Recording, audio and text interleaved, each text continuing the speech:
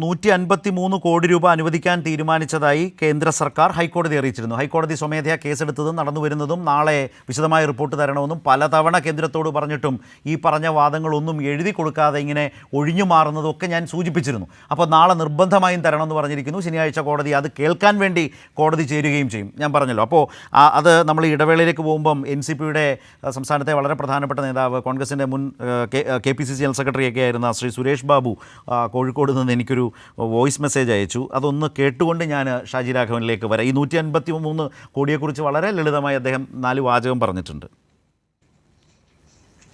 ശരത്ത്, ഈ 153 കോടി ഉറുപ്പിക ഇവിടെ ഒരു മഴ പെയ്തിട്ടില്ലെങ്കിലും വരൾച്ച ഇല്ലായിട്ടില്ലെങ്കിലും ഒരു ഡിസാസ്റ്ററും സംഭവിച്ചിട്ടില്ലെങ്കിലും നമുക്ക് തരാൻ ബാധ്യതപ്പെട്ട ഫൈനാൻസ് കമ്മീഷന്റെ ബേസിലുള്ള സാധനമാണ്. അത് തന്നെന്ന് പറയുന്നത് വിചിത്രമാണ്, അത് നിന്ദ്യമാണ്. ശ്രീ ഷാജി രാഘവൻ, ഇതൊക്കെ നാട്ടുകാർക്ക് നന്നായിട്ട് അറിയാമേ. 153 കോടിയെക്കുറിച്ച് നിങ്ങൾ പറയുമ്പോൾ നേരത്തെ ഡോക്ടർ സമ്പത്തും അതുപോലെ അനിൽ ബോസും സൂചിപ്പിച്ചു, ഒരു മഴ പെയ്തില്ലെങ്കിൽ പോലും ഈ സംസ്ഥാനത്തിന് അവകാശപ്പെട്ട പണത്തെയാണ് 500 മനുഷ്യർ മരിച്ച, അത്ര തന്നെ കുടുംബങ്ങൾ തകർന്നുപോയ, ഗ്രാമങ്ങളില്ലാതായി പോയൊരു നാടിന് വേണ്ടി പണം ചോദിക്കുമ്പോൾ നിങ്ങൾ ഈ കണക്ക് പറഞ്ഞുകൊണ്ട് നിൽക്കുകയാണ്. അത് കേരളത്തിനാകെ അവകാശപ്പെട്ടതാണെന്നേ. അത് ആ നിലയിൽ തന്നതിനെ നിങ്ങൾ അതിൽ തന്നെയും ഒരു ഭാഗം മുൻപ് തന്നതിൽ അഡ്ജസ്റ്റ് ചെയ്യാനാണ് പറഞ്ഞിരിക്കുന്നത്. പോട്ടെ, ഇതിങ്ങനത്തെ ഒരു അവസ്ഥ. ഇനി രണ്ടാമത്തെ കാര്യം എന്താണ്? താങ്കൾ വളരെ ശക്തമായി PDNA എന്ന് പറഞ്ഞ വാദം ഉന്നയിച്ചു. അതായത് ഓഗസ്റ്റ് മാസം 13-ാം തീയതി അർദ്ധരാത്രി വരെ ഈ രാജ്യത്തിൻ്റെ ഇത്തരം കാര്യങ്ങളിലെ അടിസ്ഥാന പ്രമാണ രേഖയായി PDNA എന്നൊന്നില്ല. ഓഗസ്റ്റ് മാസം 14-ാം തീയതിയാണ് കേന്ദ്ര സർക്കാർ PDNA നിർബന്ധമാക്കുന്നത്. ഞാൻ ചോദിച്ചല്ലോ, അങ്ങനൊരു ദുരന്തത്തിൽ പെടാപ്പാടുപെടുന്ന ഓടുന്ന ഒരു നാട് എന്തു ചെയ്യും? അത് അസസ് ചെയ്ത് മുന്നോട്ട് കൊണ്ടുപോകണമെങ്കിൽ അതിൻ്റേതായ സമയമെടുക്കില്ലേ? ആ ന്യായം പറഞ്ഞ് ഇപ്പോൾ നിൽക്കുകയാണ്. എന്നാൽ അതിന് മുമ്പ് കൊടുത്ത മെമ്മോറാണ്ടത്തിൽ ഒരു കാര്യവും ചെയ്തിട്ടുമില്ല. ഷാജി രാഘവൻ, ശരത്ത്, ഇവിടെ നമ്മൾ ഈ ചർച്ച തുടങ്ങിയപ്പോൾ മുതൽ നിങ്ങൾ 3 പേരും അവതാരകൻ ഉൾപ്പെടെ പറയുന്ന ഒരു കാര്യം, ഈ ദുരന്തത്തെ പറ്റി പറയുമ്പോൾ തമിഴ്നാടിന് ഫണ്ട് കൊടുത്തു, തമിഴ്നാടിന് ഫണ്ട് കിട്ടി, കേരളത്തിന് കിട്ടിയില്ല. സാർ, തമിഴ്നാട് BJP ആണ് ഭരിക്കുന്നത്, നിങ്ങൾ തെറ്റിദ്ധരിക്കല്ലേ? ഒന്നാരും പറഞ്ഞില്ലല്ലോ. ഇന്ത്യ മുന്നണിയിലെ DMK ആണ് അവിടെ ഭരണം. അത് അനിൽ ബോസോടെ ഒന്ന് ആലോചിച്ചാൽ നല്ലതാണ്. ഞങ്ങൾക്ക് എന്ത് പ്രത്യേക വിരോധം സംസ്ഥാന ഗവൺമെന്റിനോടുണ്ടോ? അനിൽ ബോസൊക്കെ പറയുന്നത് വിരോധമില്ല എന്ന് മാത്രമല്ല, പിണറായി വിജയനും കേന്ദ്ര ഗവൺമെന്റും വലിയ ധാരണയിലാ പോകുന്നതെന്ന് പറയുന്ന കൂട്ടത്തിലാണ് അനിൽ ബോസ്. എങ്കിൽ വാദത്തിന് വേണ്ടി ഞാനൊരു കാര്യം പറയാം. ഒരുപക്ഷെ അവിടുത്തെ BJPയും ആ വികാരത്തോടെ നിന്നിട്ടുണ്ടാവുന്നേ. തമിഴ്നാട്ടിലെ BJPയും അണ്ണാമലയുടെ നേതൃത്വത്തിലുള്ള BJP ചിലപ്പോൾ നിന്നിട്ടുണ്ടാകാം. കേരളത്തിലെ BJP അങ്ങനെ പോലും നിൽക്കുന്നില്ല.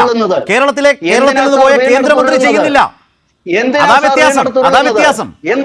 ഷാജി രാഘവൻ പോലും ഈ ചർച്ചയിൽ എടുക്കുന്ന നിലപാട് തമിഴ്നാട്ടിലെ ഒരു ചർച്ചയിൽ തമിഴ്നാട്ടിലെ ഒരു BJP നേതാവ് തമിഴ്നാടിന്റെ പ്രശ്നത്തിൽ നിലപാട് സ്വീകരിക്കുമോ? എനിക്ക് സംശയമുണ്ട്. ശരി, ഞാനത് താങ്കൾ ചോദിച്ചുകൊണ്ട് പറഞ്ഞേ ഉള്ളൂ. താങ്കളുടെ ചോദ്യത്തിലേക്ക് ഞാൻ വീണ്ടും വരാം. ഞാൻ ഈ ചർച്ചയിൽ ഇടപെട്ട് ചോദിക്കാൻ ആഗ്രഹിച്ചത് ചില ചോദ്യങ്ങളുണ്ട് സാർ. അതിനാരും ബഹുമാന്യനായ സമ്പത്തും മറുപടി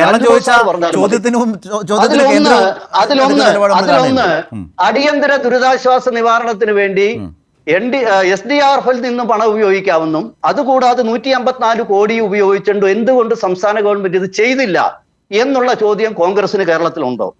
2, ആഗസ്റ്റ് 14-നാണ് PNDAയുടെ നോംസ് ഉണ്ടായതെന്നാണ് പറയുന്നത്.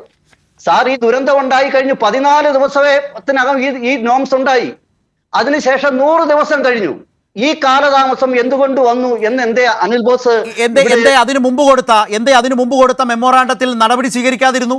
സുപ്രധാനമായ 3 കാര്യങ്ങൾ ആവശ്യപ്പെട്ടിട്ടും ഒരെണ്ണം പോലും ചെയ്യില്ല എന്ന് പറയുന്നില്ല. കോടി രൂപ അനുവദിച്ചിട്ടുള്ളത് L3 അതിതീവ്ര കേരളത്തിലെ BJPക്ക് ആ ദുരന്തം അതിതീവ്ര ദുരന്ത സ്വഭാവമാണോ കേരളത്തിലെ BJPക്ക്? ഞാൻ കേന്ദ്ര സർക്കാരിനെ വിടുകയാണ്. ഷാജി രാഘവൻ പ്രതിനിധീകരിക്കുന്ന കേരളത്തിലെ BJPക്ക് ഈ ദുരന്തം അതിതീവ്ര ദുരന്തമാണോ? ചോദ്യം ഇത് മാത്രമാണ് എൻ്റെ ചോദ്യം.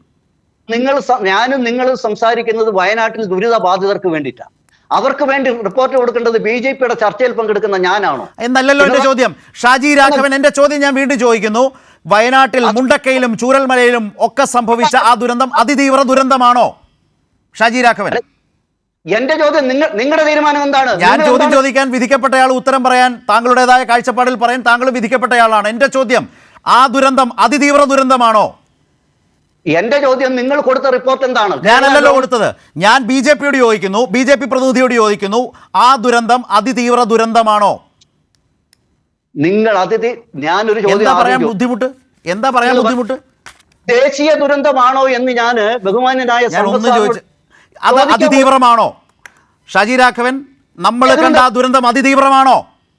അത് ദേശീയ ദുരന്തമാണോ? നിങ്ങളോടാണ് എന്റെ ചോദ്യം. നിങ്ങൾ ഈ ചർച്ചയിൽ ആ BJP കാഴ്ചപ്പാട് പറയേണ്ടയാളാണ്, ബാധ്യതപ്പെട്ടയാളാണ്.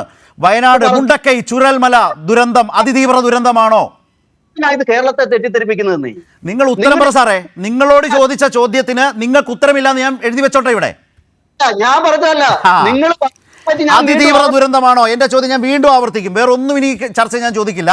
കേരളത്തിലെ BJP നേതാവിനോട് എനിക്ക് ചോദിക്കാനുള്ളത്, മോദി സർക്കാരിനെ ഞാൻ വിടുന്നു, ആ ദുരന്തം അതിതീവ്ര ദുരന്തമാണോ? നിങ്ങൾ പറഞ്ഞാൽ മതി. ഷാജി പറഞ്ഞാൽ മതി. ഷാജി ഇത് പറഞ്ഞാൽ മതി. ഷാജി രാഘവൻ ഇതാണ് പറയേണ്ടത്. അതിതീവ്ര ദുരന്തമാണോ? നിങ്ങൾ ഈ കുറെ വാക്കുകൾ ഉപയോഗിച്ചിട്ട് കേരളത്തെ തെറ്റിദ്ധരിപ്പിക്കുകയാണെന്ന്. അതിതീവ്ര ദുരന്തമാണോ? ഷാജി രാഘവൻ, വയനാട്ടിൽ മനുഷ്യർ അനുഭവിച്ചത് അതിതീവ്ര ദുരന്തമാണോ? ഇത് നിങ്ങൾ ചാനലിൽ ആദ്യം ജനങ്ങളെ തെറ്റിദ്ധരിപ്പിക്കാൻ വേണ്ടി പറഞ്ഞ ദേശീയ ദുരന്തമാണോ അല്ലയോ എന്ന് പറഞ്ഞു. ഞാൻ ചാനലൊന്നും ചോദിച്ചില്ല. വയനാട്ടിൽ ഷാജി രാഘവൻ അനുഭവപ്പെട്ടത് എന്താണ്? വയനാട്ടിൽ ആ ദുരന്തം എങ്ങനെയാണ് ഷാജി രാഘവൻ എന്ന BJP നേതാവിന് അനുഭവപ്പെട്ടത്? പറയാമോ? നിങ്ങൾ ഈ പ്രസ്താവന പിൻവലിക്കുന്നേ. നിങ്ങൾ കഴിഞ്ഞ 115 ദിവസമായി ഷാജി രാഘവൻ ആ ദുരന്തം BJPയുടെ കണ്ണിൽ, കാഴ്ചപ്പാടിൽ, കേരളത്തിലെ BJPയുടെ കാഴ്ചപ്പാടിൽ അതിതീവ്ര ദുരന്തമാണോ? ഞാൻ ദേശീയ ദുരന്തമാണോ എന്നൊന്നും ചോദിച്ചില്ല. അതിതീവ്രമാണോ? ഭയാനകമാണോ? അതിന്റെ ഗൗരവം, ആഴം, വ്യാപ്തി വളരെ വലുതാണോ? അതുകൊണ്ടാണ് ഞാൻ ചോദിച്ചത്, നിങ്ങൾക്ക് ഇത് ദേശീയ ദുരന്തമായി പ്രഖ്യാപിക്കാൻ സാധിക്കില്ല. ഷാജി രാഘവനും ഉത്തരം പറയാൻ കഴിയില്ല. കാരണം താങ്കൾ കേരളത്തിലിരുന്ന് കേരളത്തിലെ മനുഷ്യർ ഇത് കാണുന്നു എന്ന നല്ല ധാരണ താങ്കൾക്കുള്ളത് കൊണ്ടാണ് പറയാത്തത്.